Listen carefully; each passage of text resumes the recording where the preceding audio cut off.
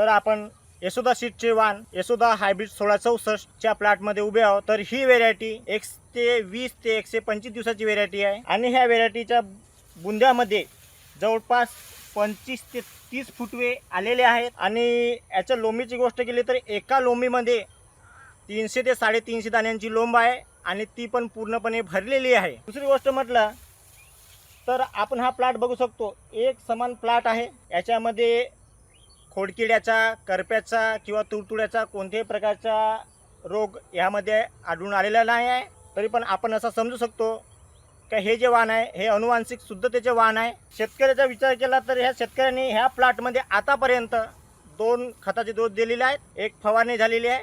कमी नियोजनामध्ये कोणताच रोग न आढळता एकदम प्लॉट परफेक्ट आलेला आहे। तरी पण मी इतर शेतकऱ्यांना सांगू इच्छितो की येणाऱ्या पुढील हंगामात शेतकऱ्यांनी यशोदा हायब्रिडचे हायब्रिड 1664 ह्या वाणाची जास्तीत जास्त प्रमाणात लागवड करावी। धन्यवाद।